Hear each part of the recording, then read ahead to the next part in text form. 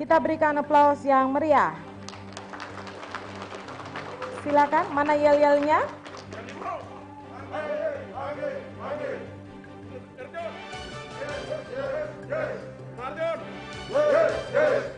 Aplaus yang meriah kepada pasangan calon nomor urut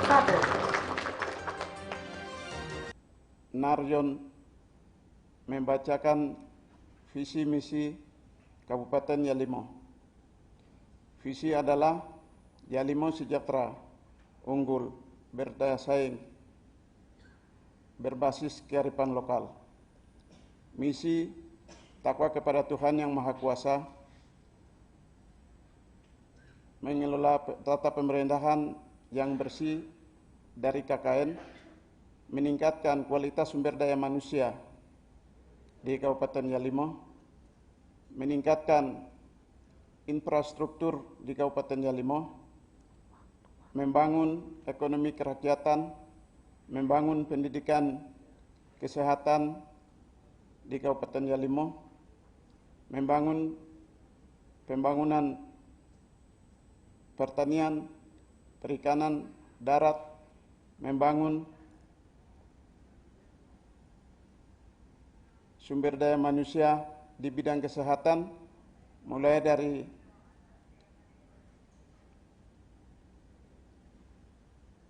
jenjang S1 sampai dengan dokter spesialis, membangun perekonomian yang layak untuk Kabupaten Yalimo. Dan pada kesempatan ini kami Narjon adalah lanjutan dari pembangunan Kabupaten Yalimo yang sedang situasi yang sementara tidak memungkinkan, maka kita akan lanjutkan dengan pembangunan yang ada visi misi yang kita tampilkan. Tingkat pengangguran di Kabupaten Yalimo masih relatif tinggi. Jika menyimak struktur APBD Kabupaten Yalimo, menurut Anda, program apa saja yang menjadi prioritas utama sesuai dengan visi misi saudara untuk mengurangi tingkat pengangguran di Kabupaten Yalimo? Untuk mengurangi program pengangguran untuk masyarakat Yalimo, banyak program yang kita lakukan.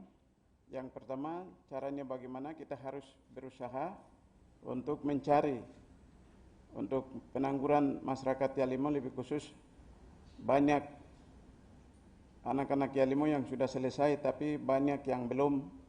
Maka kami ada punya komitmen untuk membangun komunikasi dengan pihak-pihak lain untuk orang Yalimo bisa bekerja sendiri di Kabupaten Yalimo, dan mereka tidak harap untuk menjadi pegawai, tetapi bagaimana caranya mereka bisa mendapat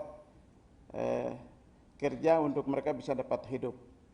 Itu satu komitmen kita. Dan berdasarkan visi kami bahwa kearifan lokal, maka kami manfaatkan putra-putri asli Yalimo untuk membuka usaha melalui ekonomi kerakyatan,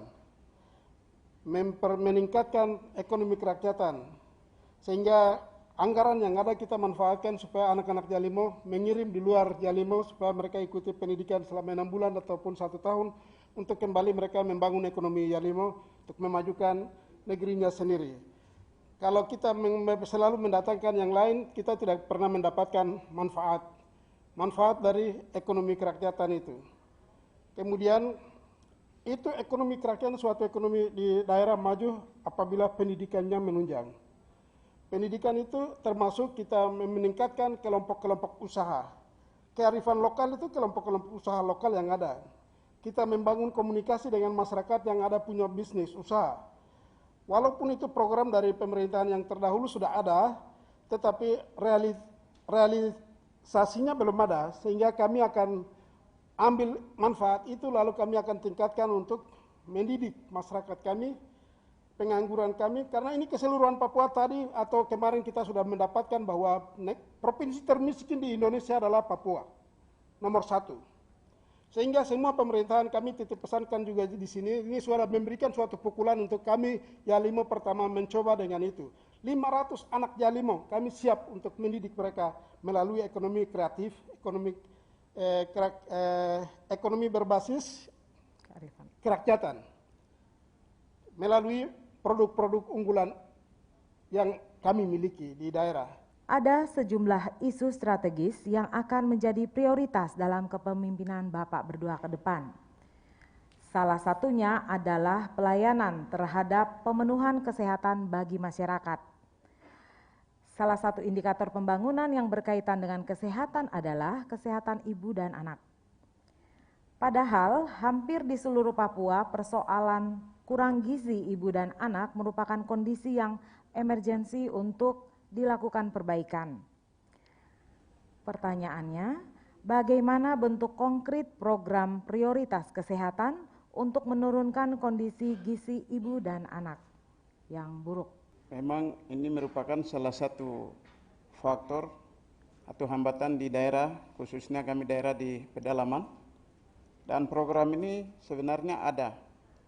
Salah satu hal yang kita lihat, saya ini mantan kepala dinas pendidikan, pemerintah seharusnya memberikan sesuai dengan 20% untuk kesehatan pendidikan itu harus diberikan supaya angka kematian, kemudian menurunkan bayi dan balita itu sebenarnya harus kita lakukan. Tetapi karena salah satu hal yang bukti saya lihat itu, kalau kami jadi dipilih sebagai bupati dan wakil bupati, kami prioritaskan pendidikan dan kesehatan sesuai dengan undang-undang yang ada, supaya di daerah itu maju tidak itu kembali ada di pendidikan dan kesehatan.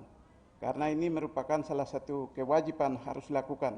Tapi itu satu kendala dan itu merupakan satu prioritas utama untuk kami harus dukung, khusus pendidikan kesehatan supaya anak-anak di pedalaman juga punya hak untuk dapat hidup, hak untuk mendapat pendidikan, hak untuk mendapat jamin dalam hal hidup keluarga. Kami punya berkewajiban berdasarkan dana otonomi khusus yang kemarin itu diatur oleh pemerintah provinsi, tapi kalau itu dilimpahkan kepada daerah masing-masing, maka kami akan mengirimkan putra-putri terbaik untuk melanjutkan pendidikan kesehatan di luar Yalimo, baik itu di Papua maupun di luar Papua, supaya mereka kembali membangun pendidikan gizi ibu dan anak.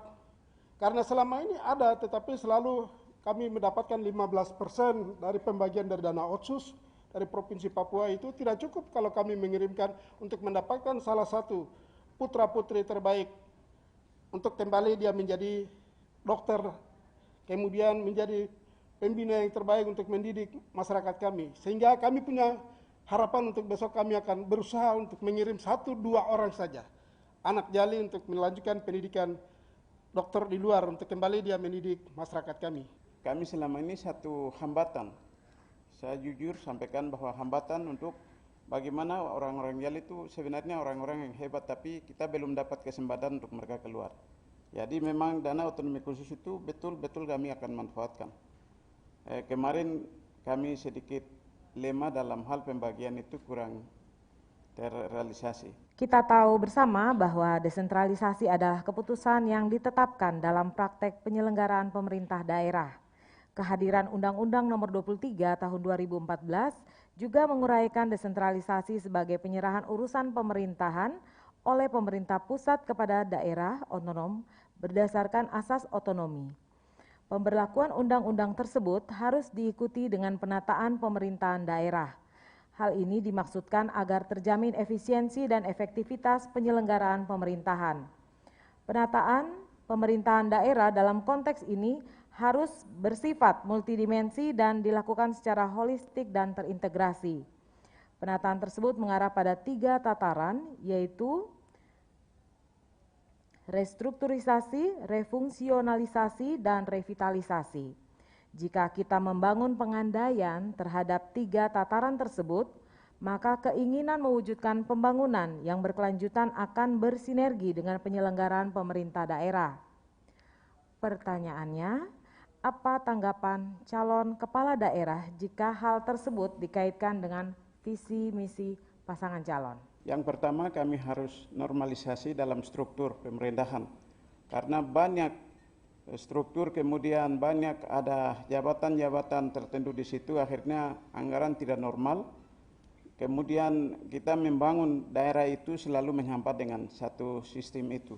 Oleh karena itu sistem pemerintahan yang ada itu kita akan mulai benahi secara benar supaya anggaran yang ada itu kami manfaatkan dengan secara baik. Itu hal pertama. Hal yang kedua ya, kita sebagai pemerintah ikuti aturan yang ada itu bagaimana caranya kita harus normalkan. Kemudian ada banyak yang kita ikuti aturan tetapi ada hal yang kita tidak ikuti.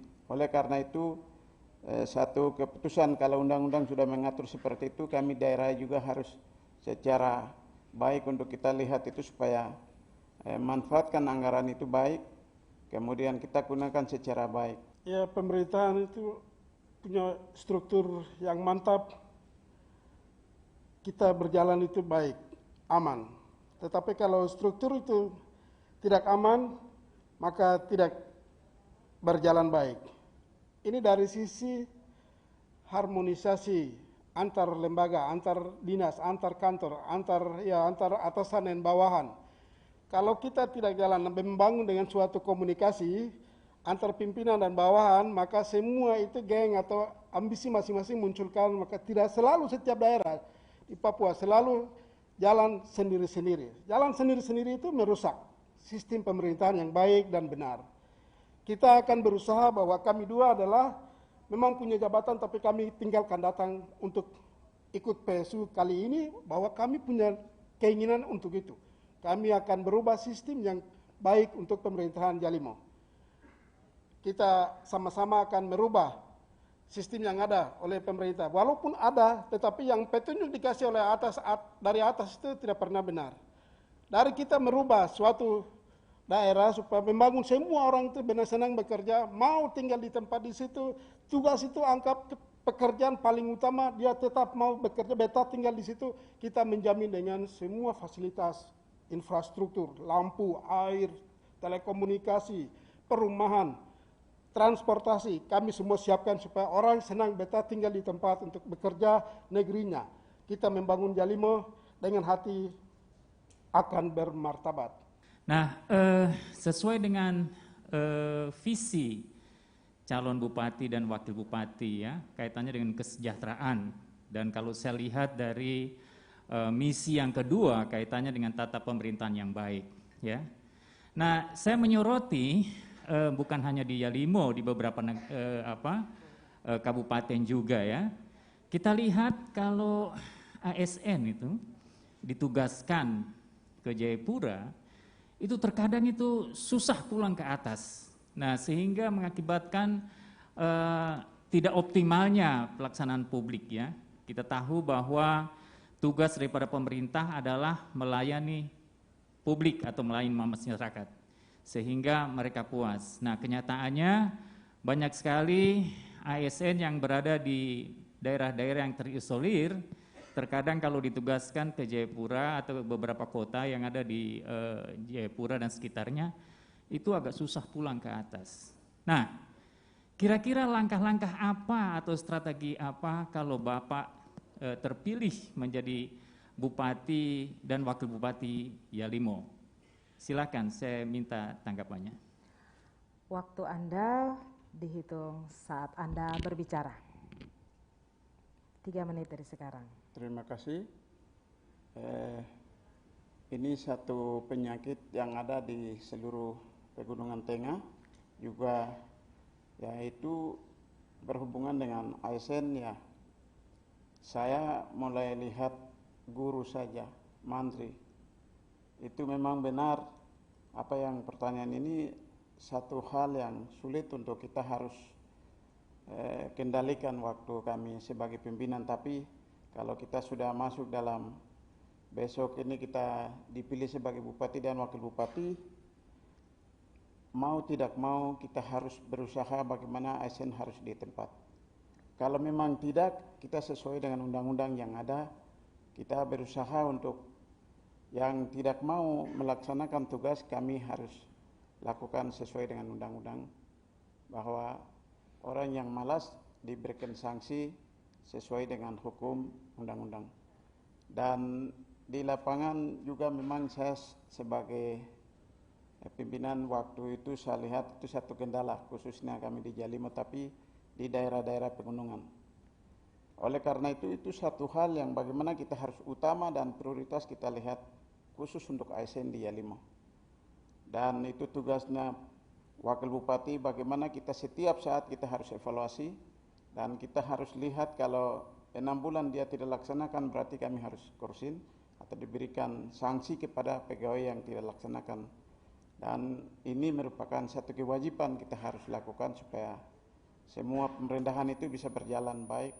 Karena sementara ini memang situasi Yalimo seperti itu, banyak orang tidak kerja, termasuk kami juga tidak di tempat, tetapi setelah pemerintahan normal pasti akan kita lakukan secara benar-benar kita melihat semua ASN yang ada di Kabupaten Yalimo. Pada umumnya itu memang Papua semua maunya tinggal di orang lain punya daerah tapi ambil haknya di tempat asalnya.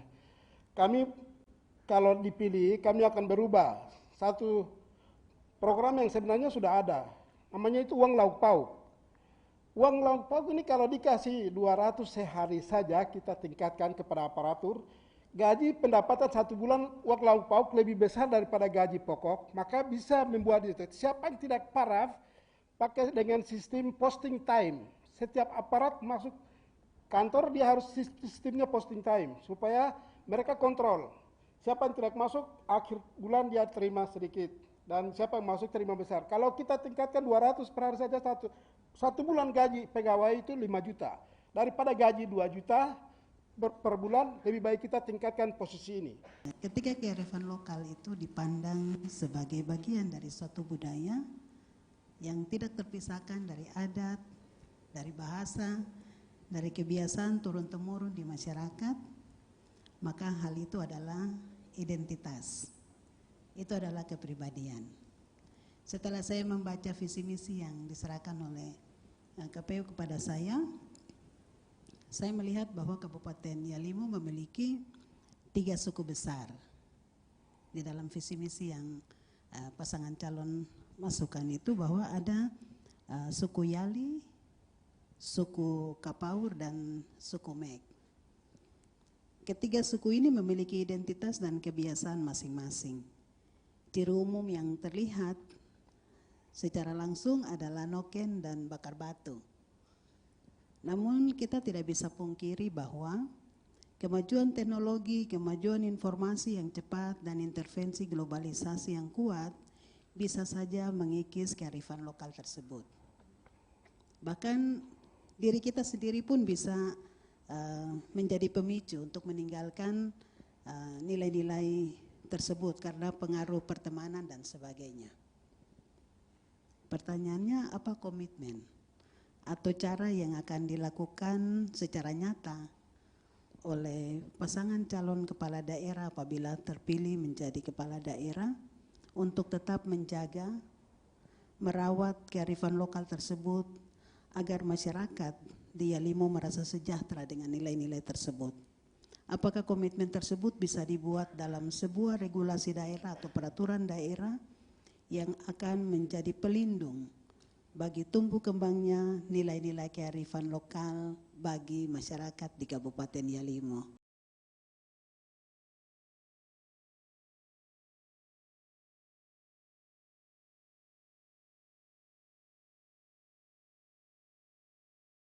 Memang situasi selama pemerintahan ini berjalan, khususnya nilai-nilai kearifan lokal, seperti salah satu hal yang perlu kami harus lihat adalah bahasa daerah. Bahasa daerah ini kami belum angkat 3 suku itu bagaimana. Ini satu hal yang kami kalau dipilih itu satu prioritas untuk bagaimana kita harus angkat persoalan khusus untuk bahasa daerah. Suku Mek, suku Yali, suku Kapauri. Berhubungan dengan itu, ya sisi kebudayaan juga belum kita korek. Selama ini hampir ya situasi di Kabupaten Yalimo sebenarnya banyak hal yang harus kita perlu lihat. Tetapi itu satu hal yang belum. Tapi kami dipilih sebagai Bupati dan Wakil Bupati memang sudah sesuai dengan visi atau misi kita ada. kita akan mulai melihat itu secara benar, serius kepada masyarakat di Kabupaten Yalimo, supaya melalui itu juga mereka bisa mendapat kehidupan mereka dalam hal skala kebutuhan di dalam keluarga. Ini satu persoalan yang benar-benar kita harus lakukan. Ada hal yang kecil saja, ya mereka satu sisi yaitu misalnya mereka harus selama ini mereka tidak bisa lupa bikin kebun. Itu merupakan salah satu budaya lokal. Tapi karena ketergantungan banyak dapat makan atau beras mereka berikan, akhirnya bikin kebun sudah, tapi sudah mulai arahkan ke situ, akhirnya orang banyak sudah mulai ikut. Padahal ini sesuai dengan budaya kita. Ya, itu kami akan mulai lihat satu persatu hal-hal yang betul-betul berhubungan dengan masyarakat, bagaimana kita harus meningkatkan. Kita tidak bisa berbuat sesuatu yang lebih, tapi kita melihat hal yang kecil, mulai dari kecil sampai kita bisa melihat bagaimana untuk Kabupaten Yalimo itu rakyat bisa berbuat sesuatu untuk mencari hidupnya. Kearifan lokal itu ada satu prinsip orang Yali miliki adalah membangun satu rumah. Satu orang sumbang paku, satu orang sumbang seng, satu orang sumbang kayu, satu orang sumbang seng, itu sudah jalan.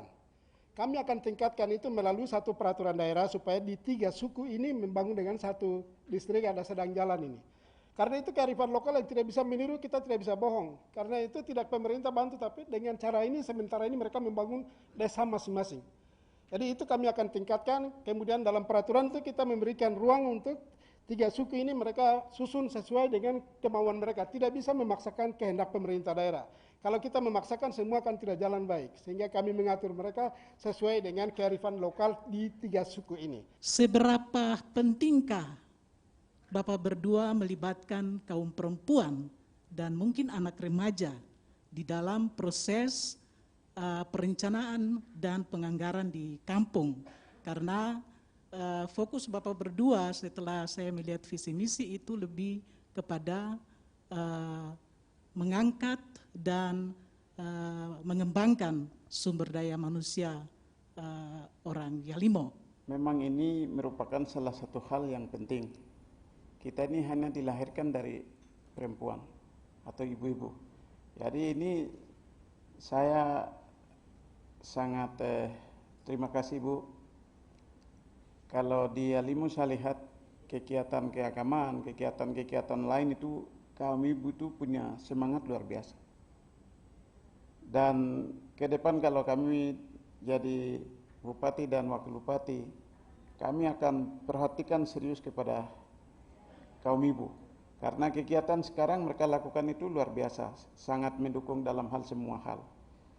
Oleh karena itu saya dengan Bapak wakil saya kalau kita dipilih, kita intervensi sedikit kepada kepala-kepala desa. Memang sebenarnya program itu ada tapi tidak nampak kepada ibu-ibu, anak-anak. Oleh karena itu kami intervensi salah satu itu. Hal yang kedua, ya kami upayakan supaya anak-anak di setiap gereja, setiap kelompok yang ada, kami utamakan untuk anak-anak kecil yang mereka di gereja-gereja itu merupakan salah satu program untuk kita mendorong supaya ibu-ibu juga bergerak dalam hal program PAUD atau pendidikan anak usia dini itu setiap gereja. Kami akan buat itu supaya anak-anak itu punya harapan masa depan itu mulai dari kampung itu kemudian masuk sekolah itu pasti dia akan baik. Oleh karena itu ini merupakan salah satu hal yang betul kita akan dukung sama ibu-ibu atau kaum ibu yang ada, perempuan-perempuan yang di Yalimo itu punya semangat luar biasa. Jadi itu saya sudah lihat sendiri dan itu kami akan fokus. Memang ini dilematis kepada semua daerah di Pegunungan Tengah, terutama Yalimo, bahwa kaum perempuan itu kita tidak pernah memberikan kesempatan untuk menjadi kepala desa. Kami Yalimo ada, beberapa ada. Tetapi semua dominasi oleh laki-laki.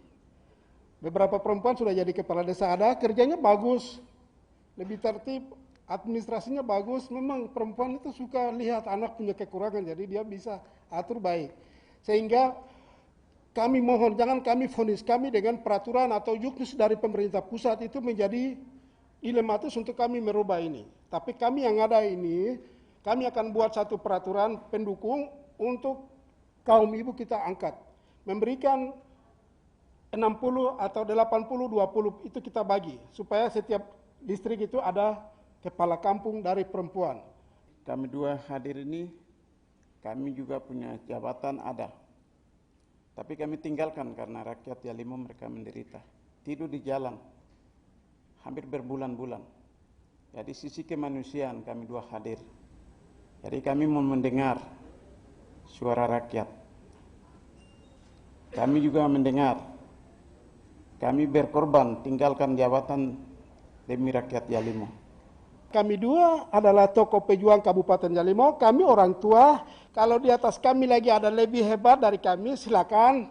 Tetapi kami sebagai senior, kami tidak memandang siapa saja itu, tapi kami merasa semua orang Jali itu adalah milik kami. Kabupaten itu hadir untuk orang Jali.